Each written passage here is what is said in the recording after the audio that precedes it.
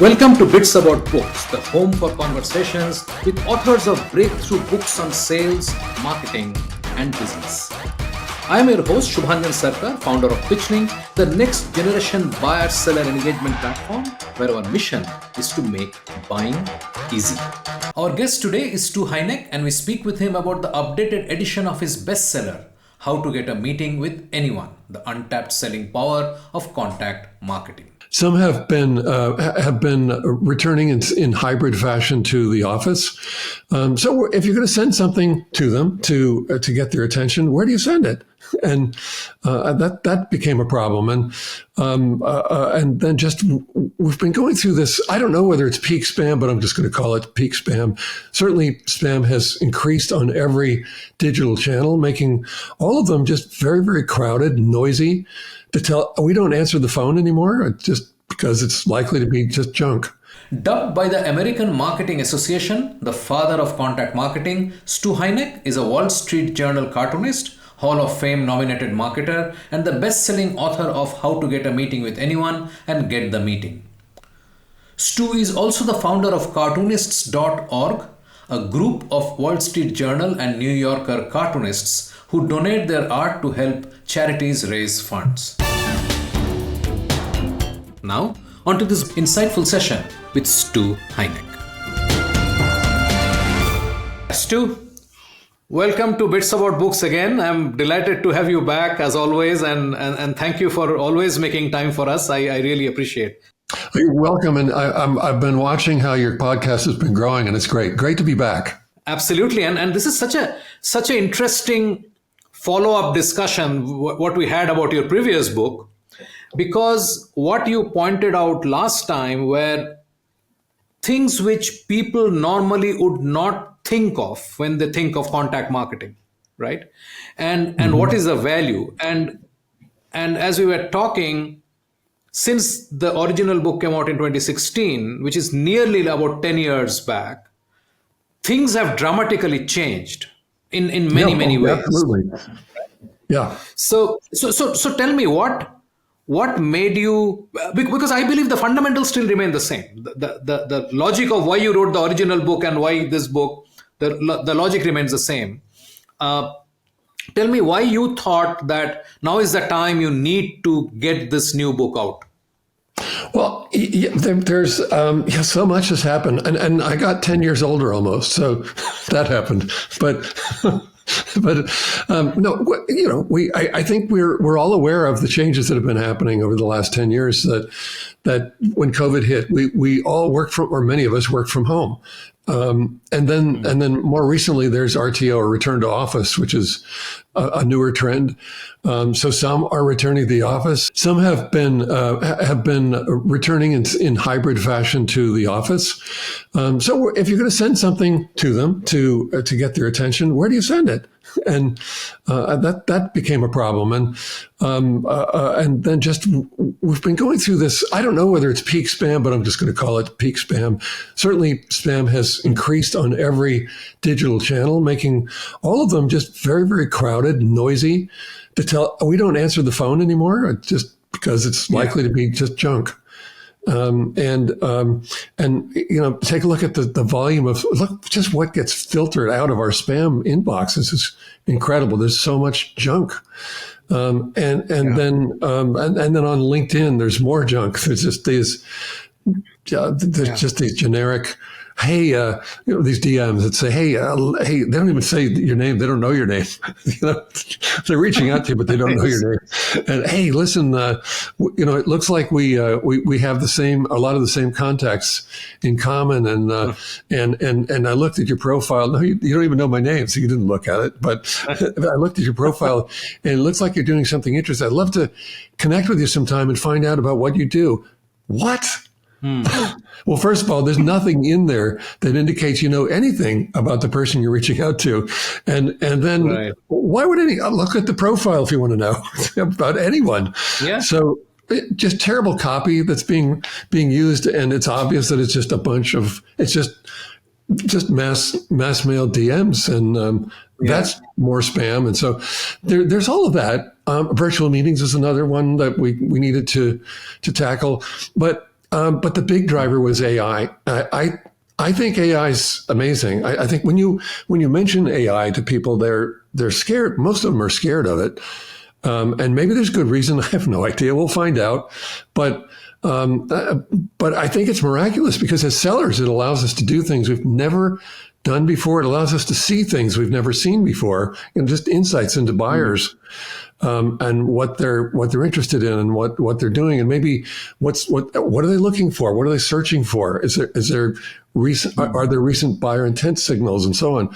So all of that's amazing, but but as things become more artificial and automated, or I should just say, the more it becomes automated and artificial, the more I think we humans will clamor for things that are obviously done by other, either clever or talented. Some cleverness and creativity is all. I think there's still human characteristics, and so we're looking for humanity. That's what we're looking for. We want to connect with people who are human and who humanize themselves to us.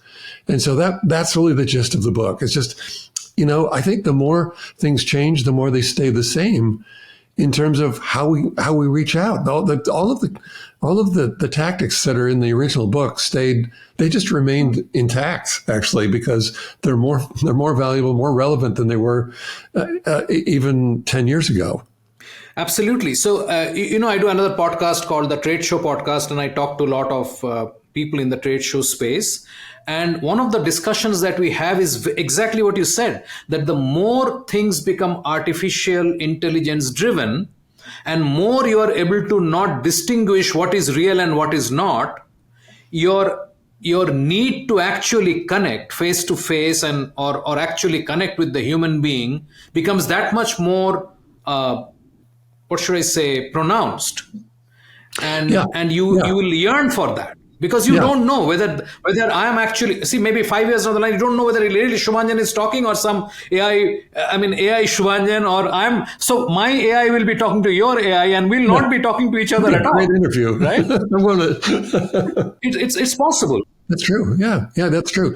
In fact, I'm working on a pitch right now to all of the big, let's just say B2B platforms, service platforms, so CRM and automation and gifting and so on, data, to pitch exactly that. My AI digital persona as it's hard to even describe, but just as the host, the AI host of the site and the UI of the site, sort of like you come in and AI Stu will say, "Hey, Shubhanjan, how it'll pronounce it perfectly, better than I can.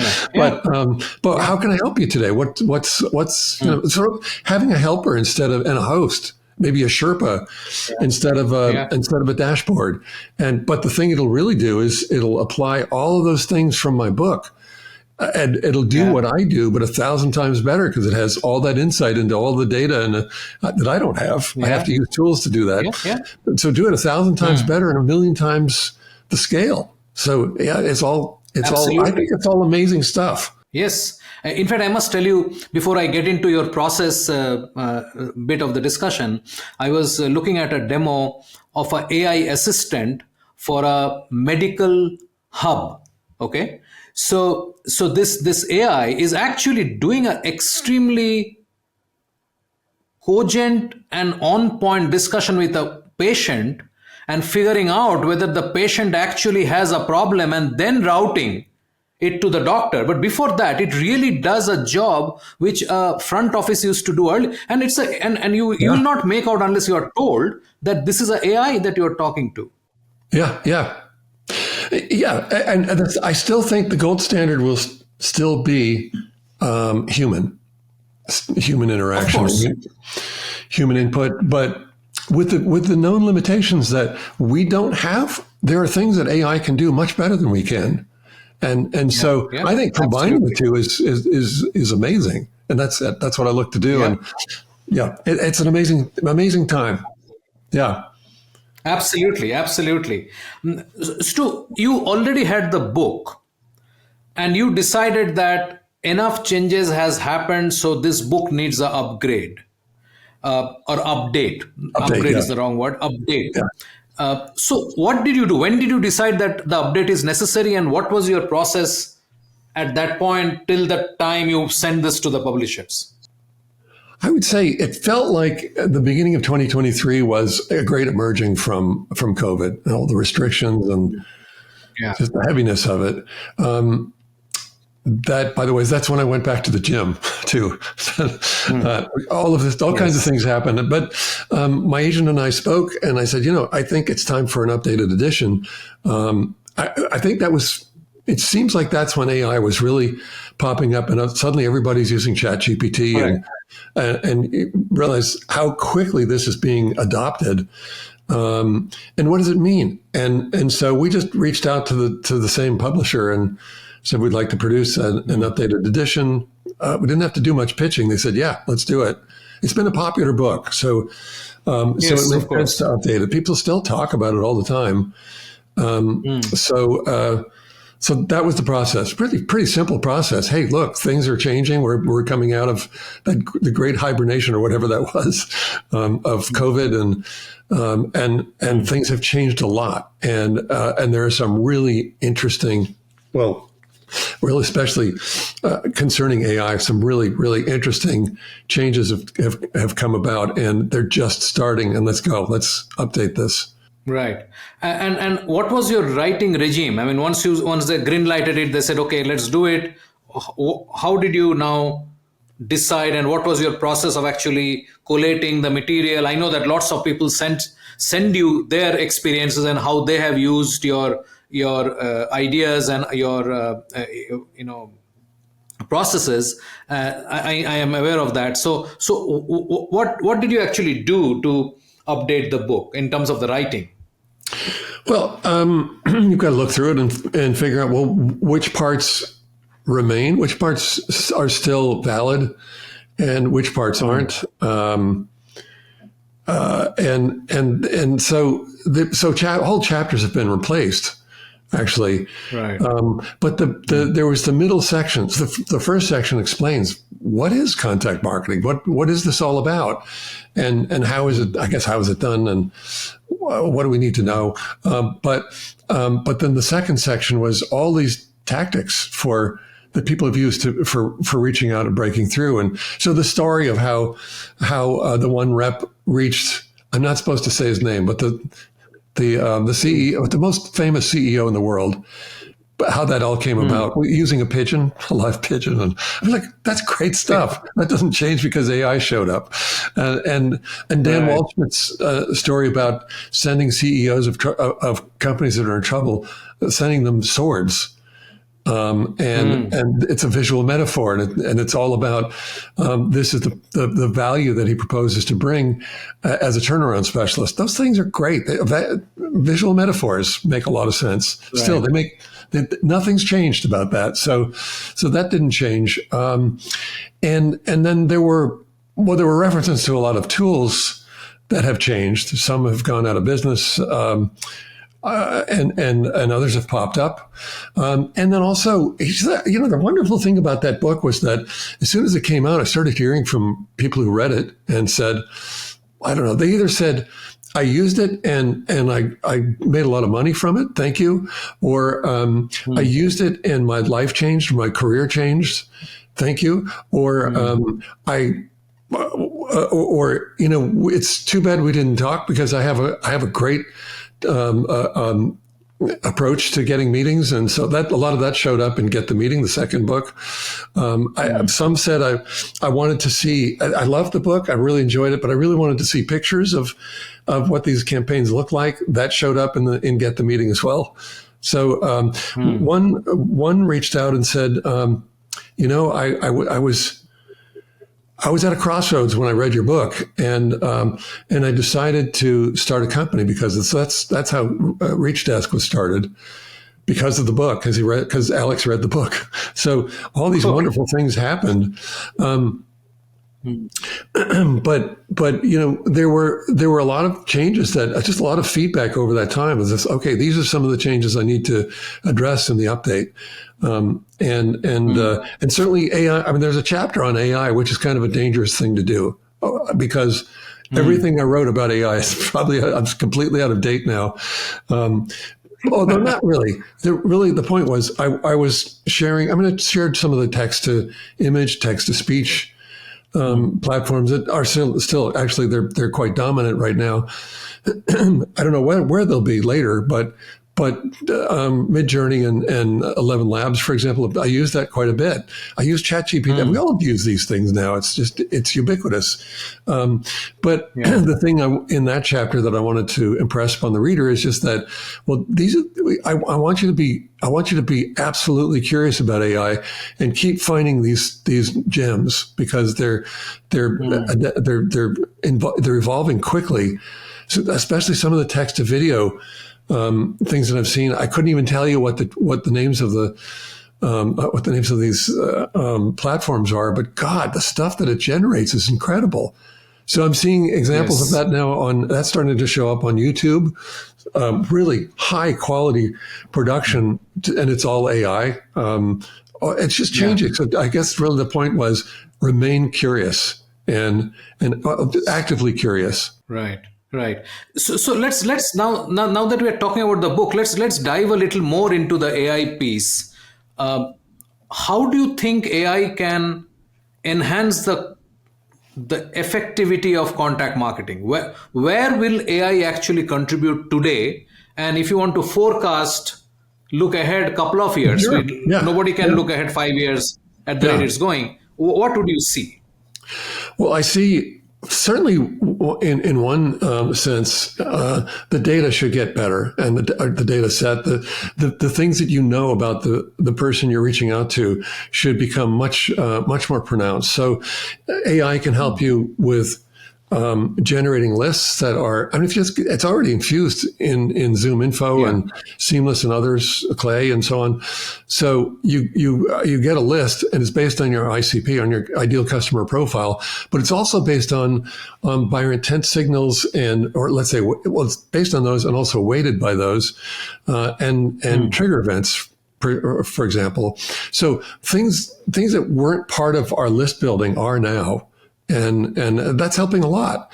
Then beyond that, I often am asked to talk about, well, what can the audience, like in these interviews, what can the audience walk away with and say, okay, I'm going to start getting meetings right now. Here's how I'm going to do it.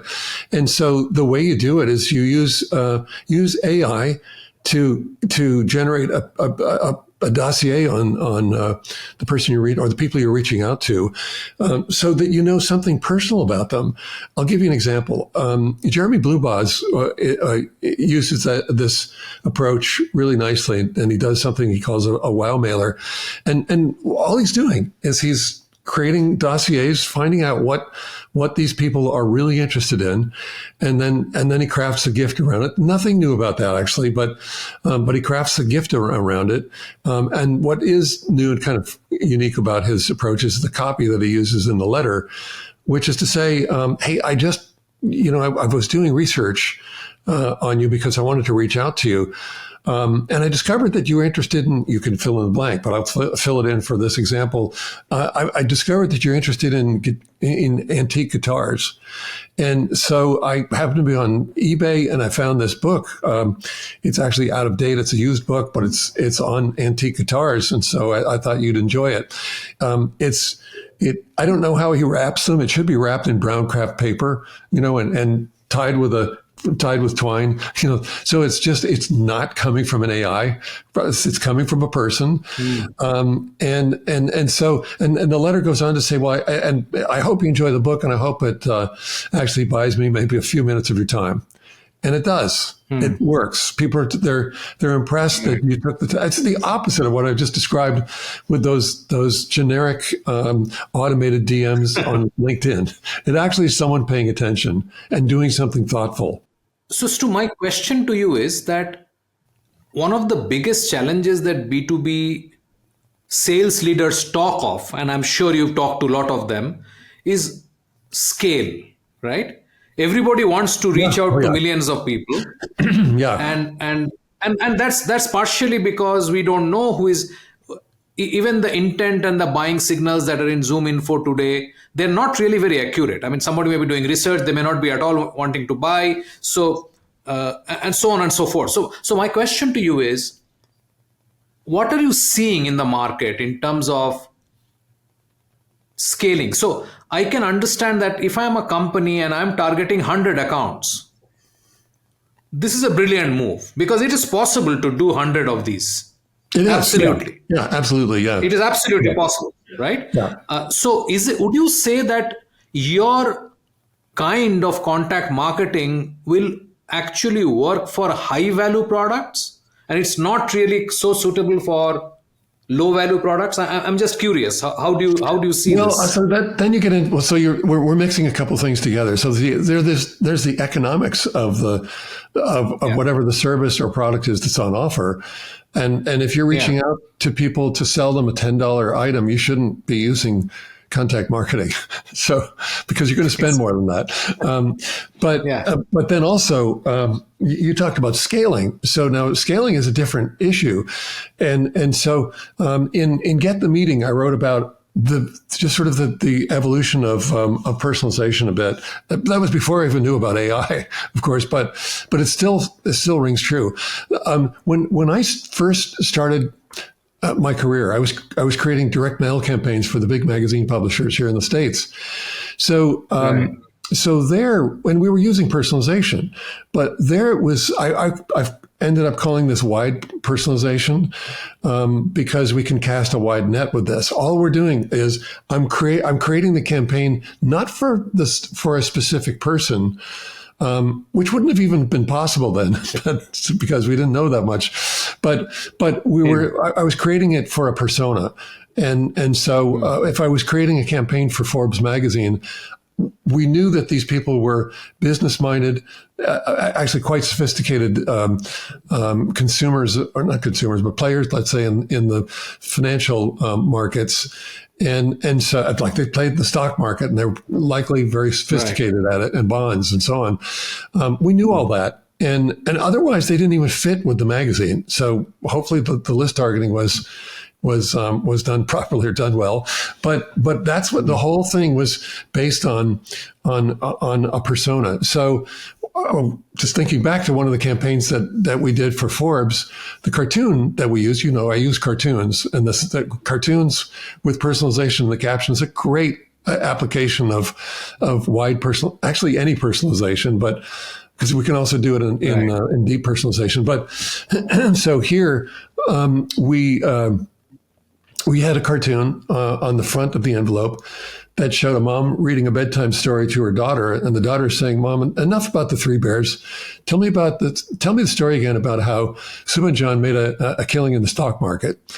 And so, and then 2 million of those went out, and they were all addressed to each person. But the personalization worked really well because they all fit the persona. So you can do that, and the example of that the advantage of the wide personalization is that you get to everything is tightly defined. All of the creative it's combed through, or the legal has gone through it. All this, I mean, it's all very, very tightly locked down. So when you send that campaign out, you're likely to keep getting very similar response rates. So that's great. You can test against it. That's the whole gist of direct marketing is you test against your control group and you're looking for ways you're trying to beat the control group all the time. And when you do, you have a repeatable result from whatever it is that you're using or mailing. So that's great. Wide personalization works really well on that basis. Deep personalization is based on doing profile scrapes and research and developing a dossier and finding out very personal things. Well, like things that are personal, not like embarrassingly personal, but not very private, personal things. Like they love to play tennis, or they were a tennis star in college, or something like that. You find those little things that they're doing, maybe things that they're talking about, They might have been quoted in an ad, not an ad, but in an article. They certainly are posting and commenting. So all of that can be drawn in, and AI is really good at doing that. So there are tools now that are used to assemble dossiers. They're amazing, and then you can then produce something that is just about that. I mentioned the gift earlier of the book about antique guitars. It's that level of personalization. Every one of those is individualized. It's very effective, but it's not. You can't do what I just described with wide personalization, because every campaign, every gift, if you will, is different. Every action is different based on whatever it is that was discovered about the prospect. So it's very granular, but very effective, not very scalable. Right.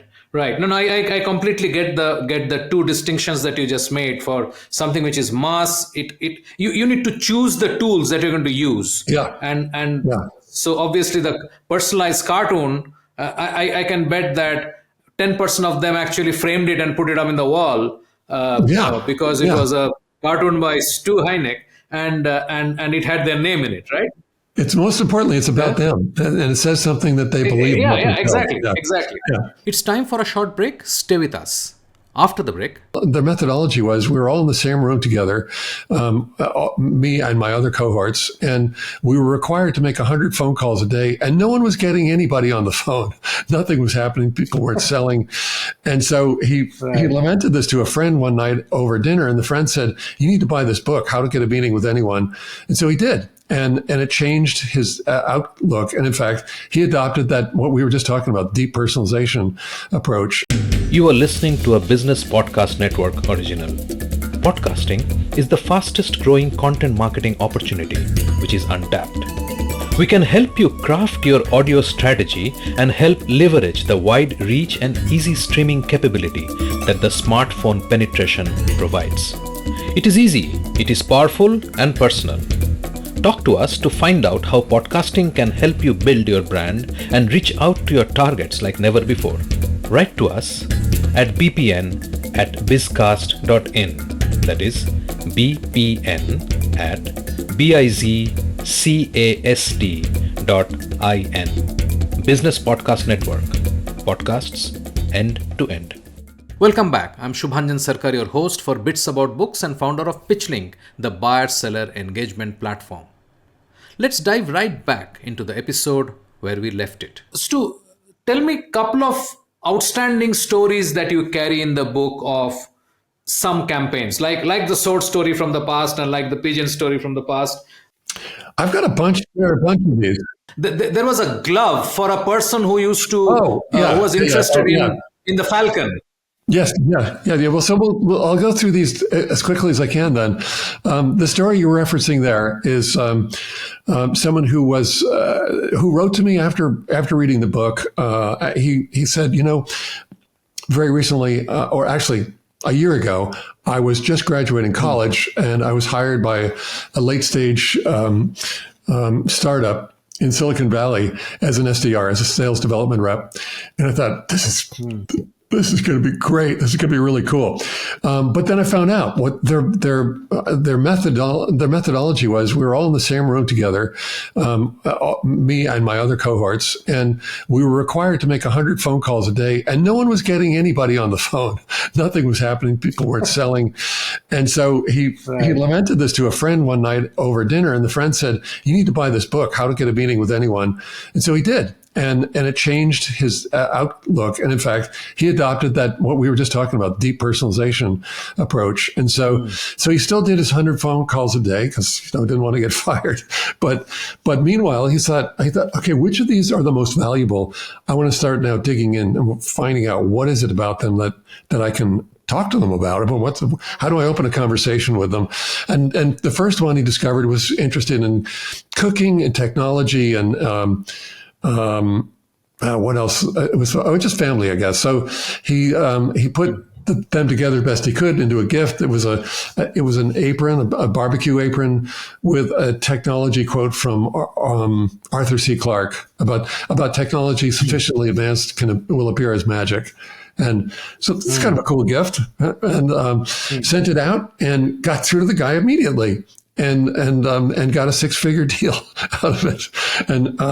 And he's kept doing this. And now his colleagues started noticing, well, they noticed something. He's doing something differently because he's getting through and they're not. And so they asked him about it, and he said, "Oh, well, here's what I'm doing."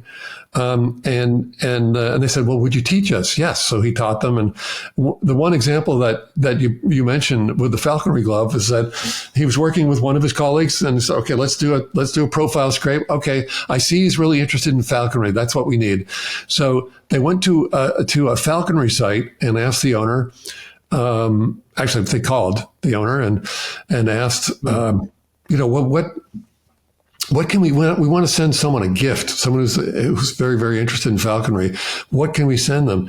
He pointed out a glove. They all have those, just a single glove, but they're very ornate. They're kind of works of art, actually, but the glove that they use to hold the bird.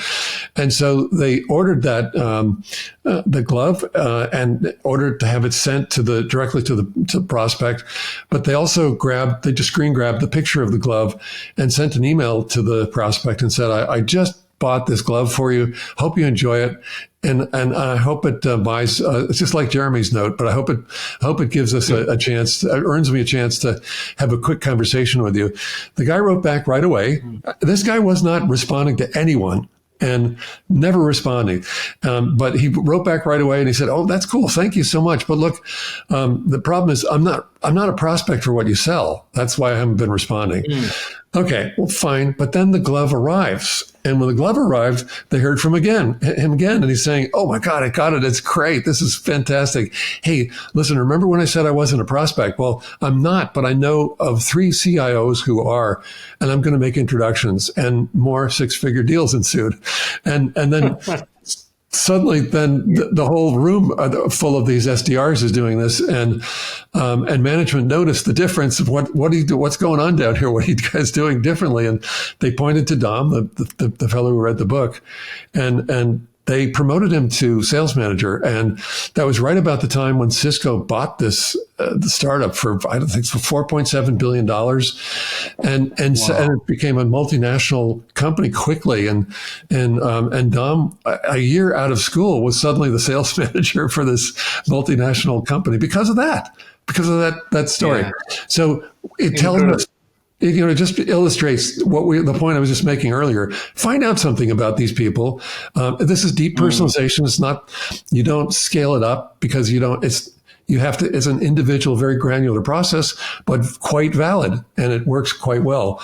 And then there's another one you alluded to, which is Dan Waldschmidt's campaign. Dan is a turnaround specialist, and he's just an ultra competitive athlete. And I don't know if he still has the blog, but he wrote a blog called Edgy Conversation. So everything was sort of knife's edge, hyper competitive about his branding. It's just his personal brand. But his vocation was a turnaround specialist. And he described his process for reaching CEOs of companies that were in trouble. So what he did was he combed the business news every day looking for stories of missed earnings estimates. And when he found one, he had a sword made up for the CEO, and he works with the prop maker who makes all the swords for the movie Gladiator. So they're really nice swords, beautiful, and the CEO's name is engraved on the blade, and an inscription: "If you're not all in, you're not in at all." And it's this really very. And it's put in this beautiful wooden box, felt-lined wooden box, along with a handwritten note. And handwritten notes show up a lot in these very, very successful campaigns, actually. So the handwritten note said, "Dear Subhajan, if you were one of the CEOs of the troubled companies," he would say. So, "Dear Subhajan, business is war, and I noticed you lost a battle recently. I just wanted to let you know, if you ever need a few extra hands in battle, we've got your back." Cool message, right? And cool branding, because there is no logo stuck on everything. I mean, everyone thinks that branding is about logos and I don't know, slick brochures and so on. No, it's about who you are, about how people describe you when you're not in the room. I guess that's the best description I've ever heard of it. And so great branding, because it was just this handwritten note. He took notice of your difficulty, and he's offering to go into battle with you at your side, to swing a sword and live or die by the sword, to help you out, to help you win the war. That's an incredible message, and the result is that he's getting through 100% of the time so far. His track record, he doesn't send a lot of them, so it's one at a time. Sure, and it costs $1,000 every time he does it. So it's not low. Well, certainly it's not high. We talked about scaling so it's not high volume at all. It's very low volume, but and I would say also that he gets through to these CEOs, but they don't. Not all of them buy or engage him. But when he's engaged, the assignments are worth $1 million and up. So it's quite worthwhile to send. I mean, that's all of a sudden spending $1,000 to reach someone like this makes a lot of sense. Of course. And God, the stories go on and on. There are great stories of audacity and just unbelievable audacity, just risks that people were willing to take, and it paid off in a big way. But then also just great, just deep ingenuity, coming up with solutions because the CEO wasn't responding, like no one was responding, and so he just blew the doors open with one. Right. I'm just thinking about this one campaign. I don't know how much time you have for all these stories, or how. No, we have. So my question is that, can you talk about a few of the stories that you brought into this edition, so that people get a sense of how it is transitioning into this time? I was saying that section that includes all of the stories, and really it's all of the tactics. Those didn't change at all, because they don't need to change. Okay. They're perfect. They're absolutely perfect. Yeah. So when that sales rep used a live pigeon to reach, I'm just going to say his name, to reach Steve Jobs, like that wouldn't have been easy to reach him, but he used a live pigeon and got through. That's not changing. That there's no reason to change that at all, something like that, because of AI, let's say, or working from home. I guess you need to know where to send the pigeon, but otherwise, and the CEO is obviously going to be in the office, so that's not so hard. But there are always new great players in the contact marketing space, and so one of those people is Dale Dupree. I love him. You should follow him. If you don't, you should have him on your show. He's great. He's really very clever. And so Dale is one of the people that I interviewed for this updated edition, and it was a pleasure to do it, because I know what he's doing. We're in constant contact. We may start an agency together, but he likes to create experiences for people, and so he does things like. And one of my favorites, I should say, is that this emptied donut box will show up. So it's obvious that donuts were in there, because there's there are little sprinkles and oil stains and so on in the box, but it's empty. There are no donuts, and so. But then he wrote on the lid, on the inside of the lid, "Hey, I was waiting. I bought these donuts to celebrate our winning the RFP, or the bid for your business, but the RFP never showed up, and so I ended up eating all the donuts myself." What he's saying is, I waited and waited and waited, and nothing happened. So here's the donut box, the empty donut box, and people, but also with a gift card to, let's say, Dunkin' Donuts, to go get another dozen donuts. And I think that's a great solution. He's not spending $1,000 on a sword. It is, I guess, a bit of a visual metaphor, because you're leaving him hanging, and so one way or another, we need to be able to say, "Hey, you're leaving me hanging. Let's get going."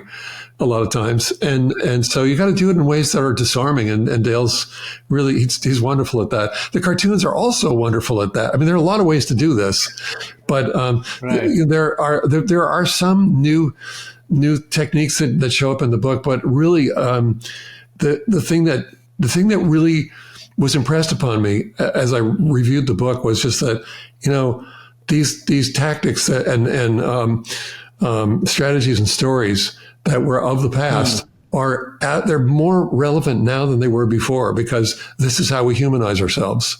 Right.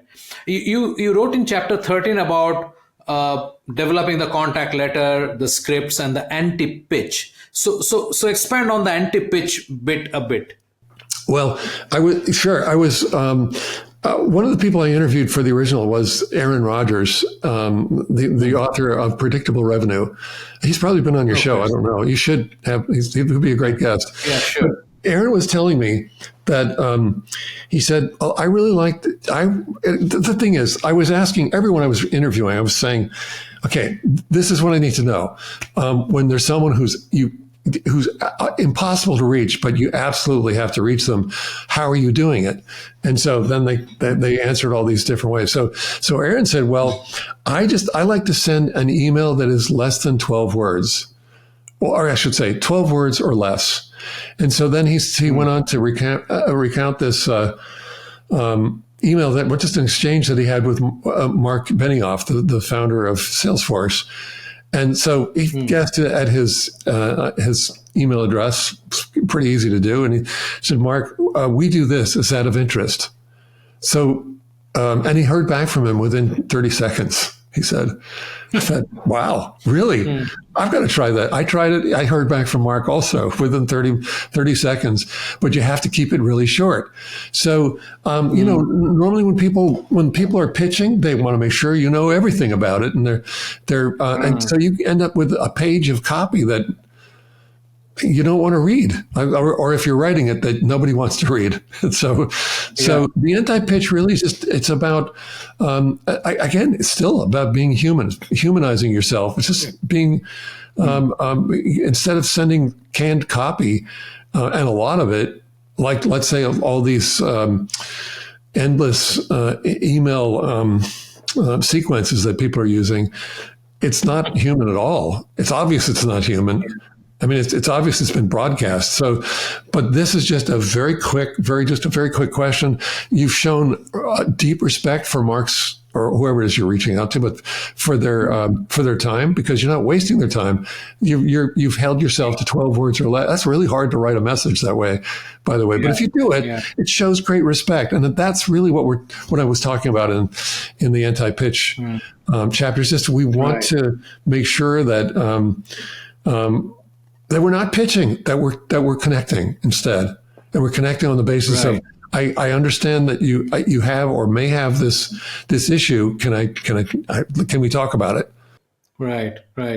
This is great. So tell me, I mean, if I jump forward to your last chapter, where do we go from here? Where do you see people going in the contact marketing space? Where are they headed? It's funny because that chapter shrunk quite a bit in the new edition, made room for the chapter on AI.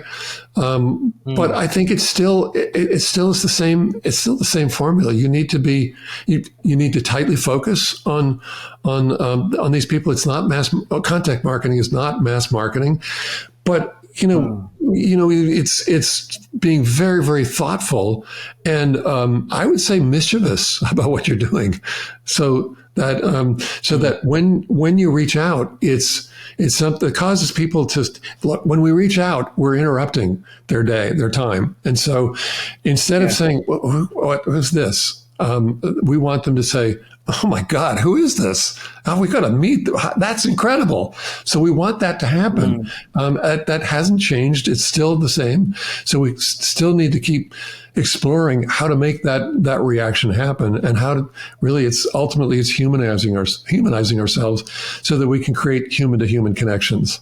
Absolutely. Oh, I'm sorry. And then otherwise, it's just remain curious and pick up stuff, because people are coming up with new ideas. There aren't a lot of them. The ideas don't evolve as quickly as we might think, but that is just how to reach out to people. But there's so many ways to do it, and so be very, very curious and keep honing your craft, and you will reach a lot of people that you never thought you'd be able to reach. Yeah, that's really reassuring. In many levels, it's not like, I think we have to be clear that like the Falcon story, if you show genuine interest, it doesn't mean you'll make a sale, but you'll make a Right. friend, and that's going to lead to wherever it leads. Well, I wouldn't. I don't even know if they're a friend yet, but it leads to a conversation, and we want to open conversations. Yeah, even if it's absolutely. even if it's someone saying, "Hey, I'm sorry, this doesn't fit right." Well, I go back to the falconry glove story. I'm not a prospect. That's the start of a conversation. Yeah. So we Yeah, want to make, absolutely. that's what we're trying to do. We're just trying to create contact and start conversations. No, it's better if they're not saying, hey, thanks, but I'm not a prospect. And instead they're saying, wow, come on in. Let's talk. What do you sell? Let's do this. Obviously we want that, but we just want to get conversations starting. Right. And before we end the conversation, I wanted to know from you, how is your Stu's window in the FedEx box working? The Heinecke window. It's working well. I posted, for those who don't know, I used to create a lot of direct mail campaigns for publishers, right? And other direct marketers. Right. And there was this one innovation that I never got to test. I was playing around with it after I sort of left that industry and went on to all of what I'm doing here with contact marketing. And that was, I know that cartoons are the best read and remembered parts of magazines and newspapers, according to readership surveys. And so in all of the mailings that I've done, the direct mail pieces, actual direct mail, like direct mail that comes into a mailbox. I always had the cartoons on the front of that piece. So if it was a self-mailer format, it was on the front flap or the front panel. If it was in an envelope, then it was on the front face of the envelope.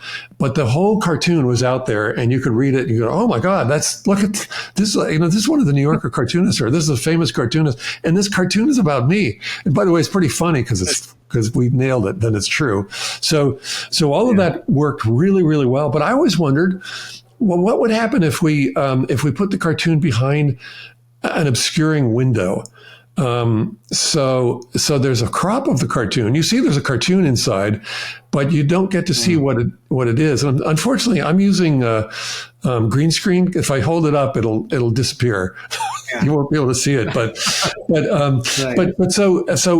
it's in a FedEx envelope or just a regular envelope, there's a square window that's cut out. But don't do this. This is patent pending. I'm just sharing the concept. I don't mean you. I'm just meaning the audience, but it's a patented, it's in the process of patenting. So we see a crop of the cartoon, don't see the whole cartoon, and in order to see the cartoon and get the payoff of reading the cartoon, and by the way, the cartoon's still about you. It's still about the recipient. So to get all that payoff, you have to get inside now. You're required to open it up and engage with the package, and I think that's great. So you were asking how it's doing. I think it's doing really, really well. I sent one. I'm not one to shrink away from challenges in who I reach out to. So I sent one to Bjorn Ulvaeus of ABBA. And that was I wanted to get an interview with him for an upcoming book. I got right through to his publicist very, very quickly. So communication took place really quickly. And then he said, no, I'm not going to do the interview, but oh, well, I guess it's the start of a conversation. The cartoon was one that was kind of interesting too. It's kind of a different form of personalization because he owns a hotel, really interesting hotel called Slottsholmen. I couldn't tell you where it is. I couldn't tell you the name of the town in Sweden. I couldn't pronounce it. But it's on this crazy thing. It's this I don't know what to call it. It's kind of like a bridge across the water. It's on the bridge, Okay. and there's a marina there. It's really cool. It's really a very unusual hotel, and distinctive. There's distinctive architecture. So the cartoon I drew, if your audience doesn't know, I'm one of the Wall Street Journal cartoonists as well. I'm a cartoonist. So the cartoon I drew was a couple having lunch at the hotel, and I made sure that some of the landmark features were showing up in the cartoon. So it's obvious there's only one place they could be having lunch. It's at Bjorn's hotel, and so they're looking around, and I should say there's a couple having lunch, and they're looking around at the hotel, and the woman is saying, I understand the owner used to be a singer of some sort. And so there's only one person this could be about.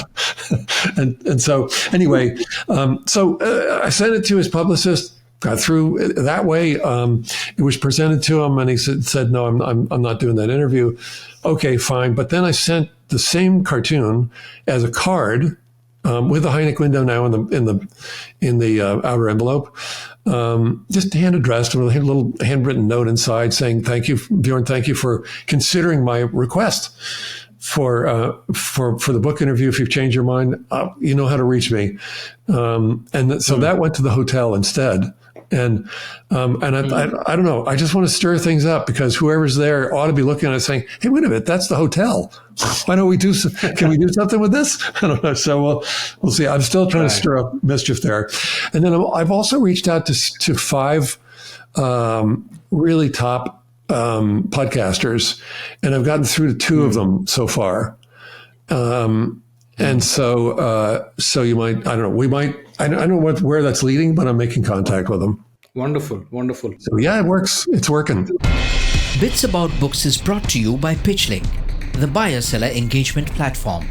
PitchLink makes buying easy by enabling high-quality engagement between buyers and sellers through its presentation and discussion modules.